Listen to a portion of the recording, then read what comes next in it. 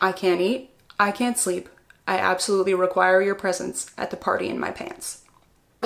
Sometimes you just need some floor time. Sometimes you just need to like reconnect with the floor of your office. Hi, I'm Madeline, or just Maddie. It is a beautiful rainy afternoon. I have a London fog, and we are going to talk about TikTok's favorite book recommendations. Again. If you missed it, I already covered some of BookTok's big fantasy recommendations in a previous video. I'll link it in the description or like up here somewhere or something if you haven't seen it. Feel free to see it. It is available for your seeing. But today we are talking about the non-fantasy side of things. So we've got some romance, a little bit of classic, some vaguely mysterious stuff, decent variety, which is great. I think my list of like BookTok recommendations is getting a little dated, so feel free to let me know if there are some that you're seeing everywhere that I didn't mention. I know, especially on the non-fantasy side, there are definitely some big ones that I haven't checked out yet. But let's get started. This is getting cold. First off, we have a very brief twofer on Enemies to Lovers Fake Dating Romance, The Love Hypothesis by Ali Hazelwood, and The Spanish Love Deception by Elena Armas. I haven't traditionally been a huge romance reader. Maybe she's born with it. Maybe it's internalized misogyny. But I was seeing these two everywhere, and not just on TikTok, but on YouTube and Goodreads, and even like on displays in stores and stuff. They were just everywhere, and apparently I'm easily swayed, so why not? I'm not going to talk about these two in great detail today though, because I'm toying with the idea of doing a deep dive into the whole fake dating premise and would like to use them as a case study for that. I want to dissect fake dating and record my findings and put its remains in a jar on my mantle. Maybe subscribe if you want to see if I actually make that video. So gonna keep it brief here today. Overall, I mostly enjoyed both of them, sort of, for the most part. But I liked one a lot more than the other, and if you've read both, you can probably tell which one. But yeah, I felt like if I was going to talk about hyped up non-fantasy books on BookTok, I had to at least mention these names quickly. I am, however, going to talk about Red, White, and Royal Blue by Casey McQuiston. This is kind of a fake relationship book. So Alex, the son of the President of the United States, who is a woman, and Henry, a British prince and grandson to the Queen, who is also a woman, have to pretend to be friends because there was a situation where it seemed like they were in a big fight and it was really bad for PR on both sides. But then through that like forced fake friendship, their actual relationship turns into something more real. But of course, it's very complicated. This book was a pleasant surprise for me. I had seen it around for a long time before I actually picked it up. I think part of my hesitation was just, I know everyone's talked about it, but the like illustrated or cartoony characters on the fronts of books, especially in the romance genre lately, even some of the other books I talk about today still have them. I'm sure there are people in marketing departments doing focus groups talking about why we need to continue to do that. I don't personally like it, so I would like to be in those focus groups.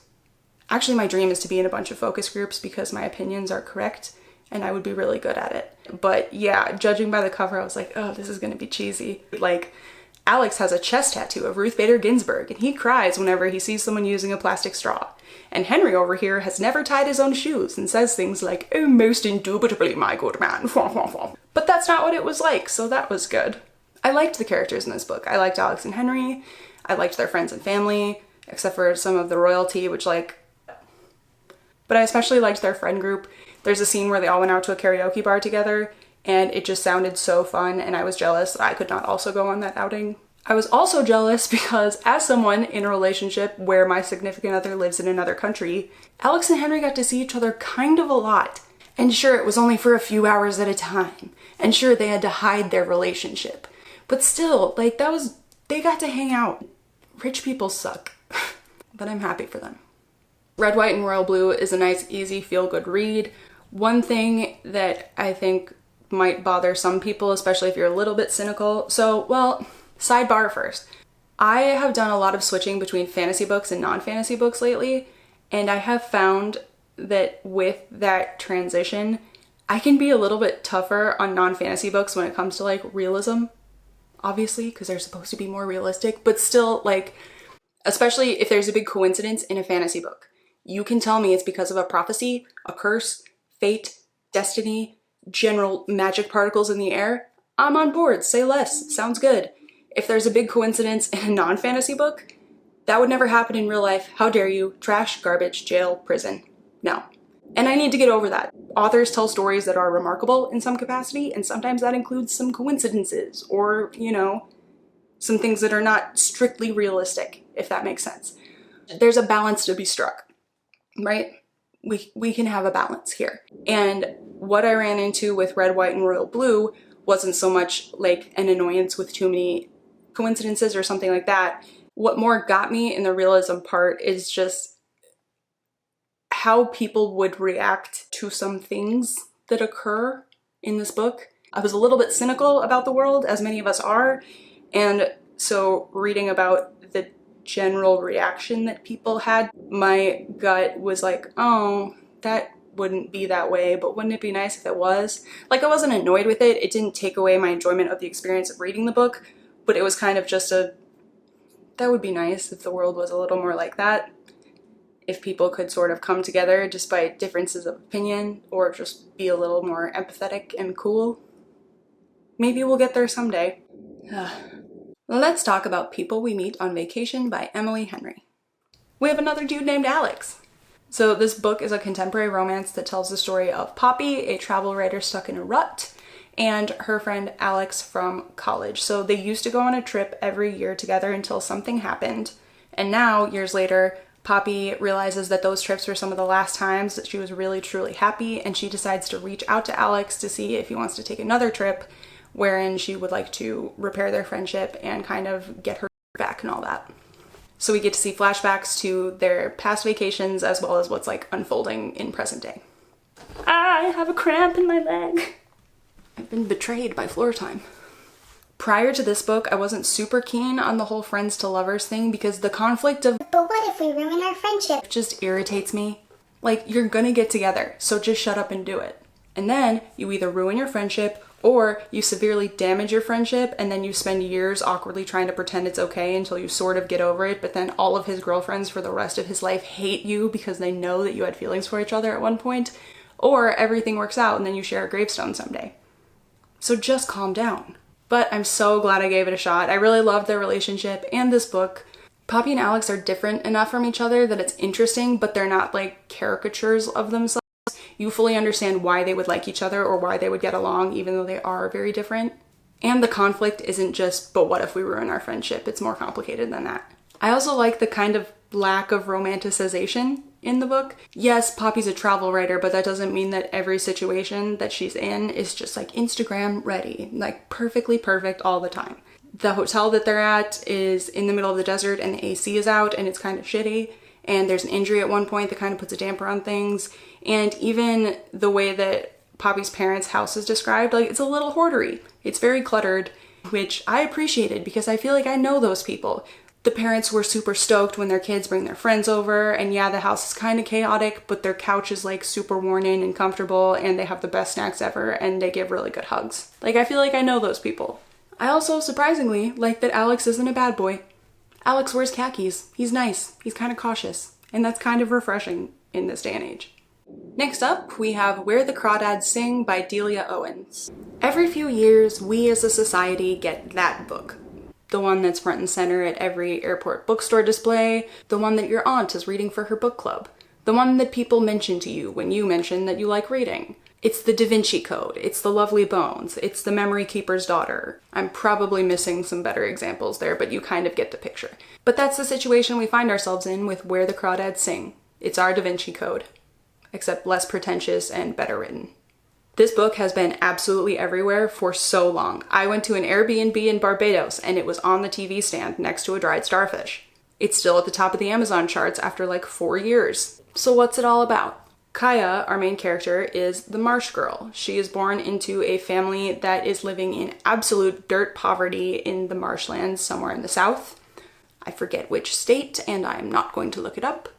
So the family is impoverished, there's some abuse going on in the household, and through some different circumstances, eventually Kaya is left to fend entirely for herself at a very young age, just in that house, solo. We have one timeline where Kaya is growing up and figuring things out on her own and developing some relationships that may or may not be good ones. And then in the other timeline, there's been a murder in the town and Kaya is a suspect.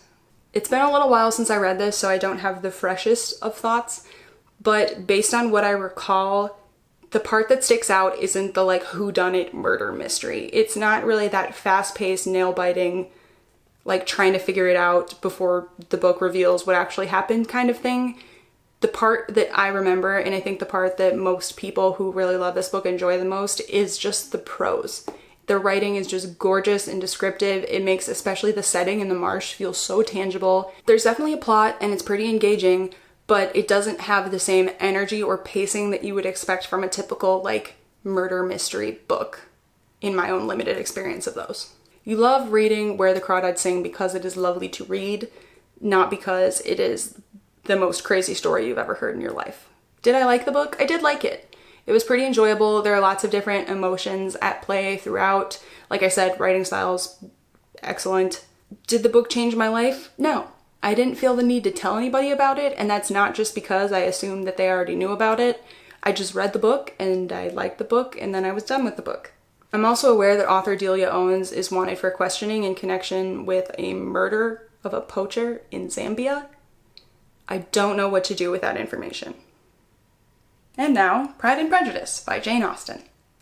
Pride and Prejudice is a classic romance novel about Elizabeth Bennet, a young woman from the country, and Mr. Darcy, a very fancy rich man with a kind of unfavorable reputation. He thinks she's socially below him, she thinks he's an asshole. Yet they keep finding themselves drawn back together. Could two such people ever fall in love despite their pride and prejudice? Probably.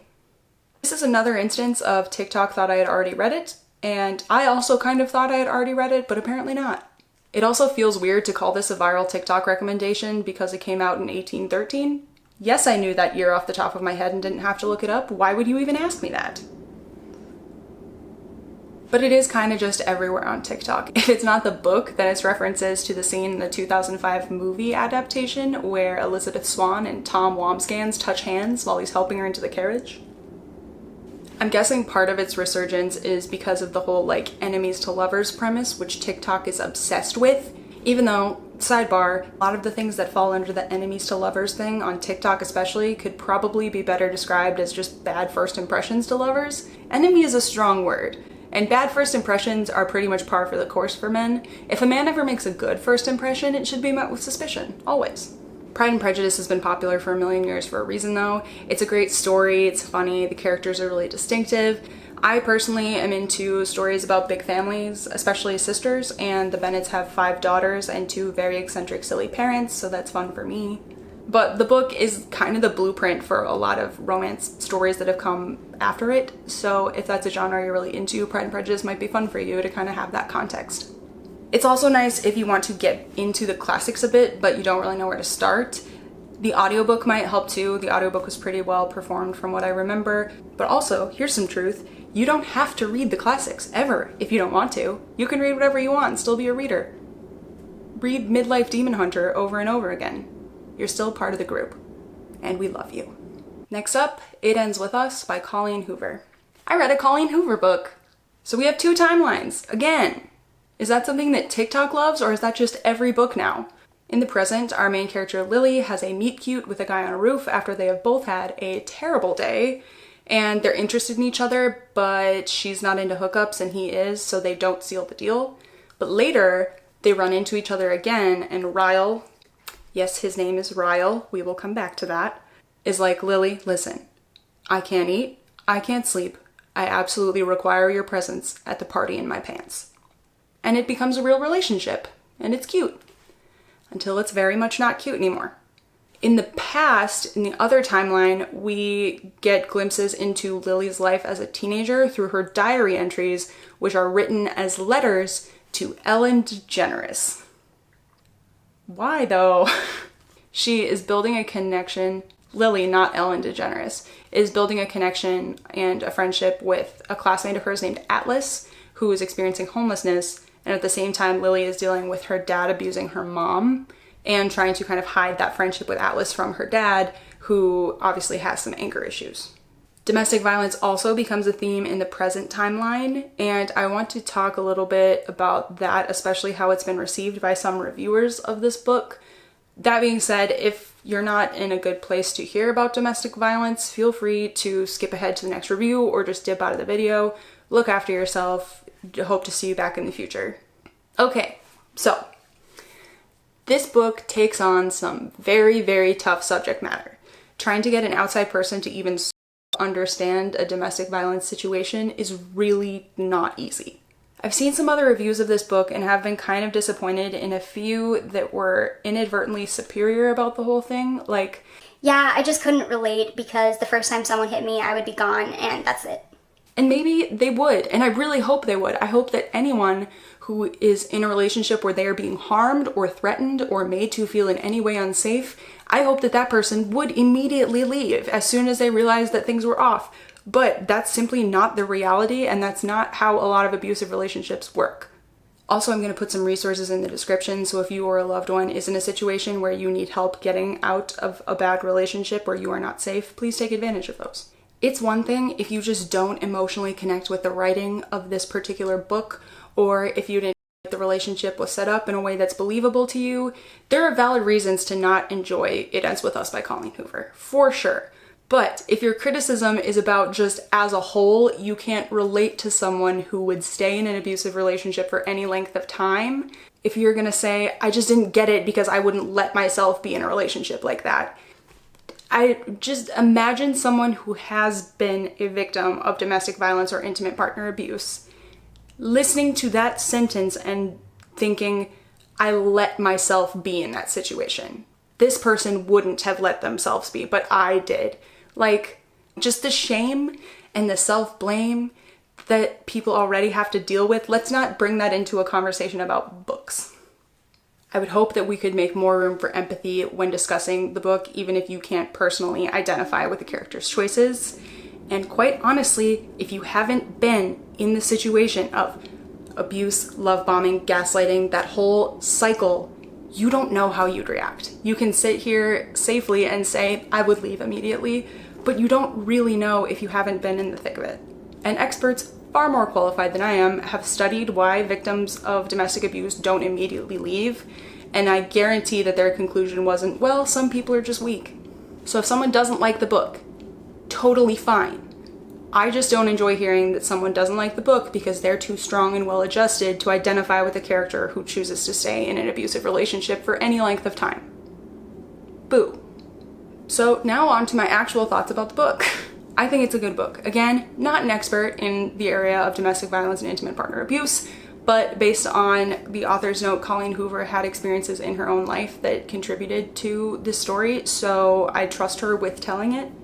I wasn't super invested in the past chapters with young Lily and Atlas, not because I don't like their relationship, but mostly because you know pretty early on that something really bad is going to happen to them, and so I was mentally and emotionally preparing myself for that while also trying to forget that those chapters were written as letters to Ellen DeGeneres. In the non-diary parts, I think the book did a pretty good job setting up Lily and Ryle's relationship as cute and understandable at the beginning, and then you just get to heartbreakingly watch the boundaries move. Like, if he hits me once, I'm gone. Okay, he hit me once, but he cried and he said that he would never do it again, and so he gets one more chance. Okay, you did it again, but he's really damaged from his childhood and he reminded me that I'm the best thing in his life, so if I stick around and help him through this, then he's definitely gonna stop. And it's just really hard. It's very hard to watch. The book ends on a hopeful note though, so let's lighten things up here too. If you watched my first video about TikTok books, you know I can be pretty picky about names. And in this book, we have a protagonist named Lily Blossom Bloom who opens a flower shop. I don't care how self-aware it is, it's bonkers. But I say, if you're gonna do that, Colleen Hoover, let's at least be consistent. Ryle Kincaid's name should also relate to his field of work. And since he's a doctor, I have a few alternatives that we can consider together. How about ace bandage? Gurney stethoscope. Heimlich maneuver. Generic medication. Jen is a gender-neutral name. Foley catheter. Tetanus hypertension. Or Bristol stool scale. Look that last one up, you'll love it. And that ends my thoughts on This Ends With Us. Now let's talk about Verity. I read a second Colleen Hoover book. So this one is very different from books I usually read and very different from It Ends With Us. Verity is a standalone thriller about a writer named Lowen who's hired to finish this best-selling author's book series after that author, Verity Crawford, is in a car accident where she's so injured she's basically in a vegetative state. And Verity's husband, Jeremy, I don't like those two names together at all, insists that Lowen move into their home so she has better access to all of Verity's notes that she took with her like kind of plans for how she was going to finish that book series before she was in her accident.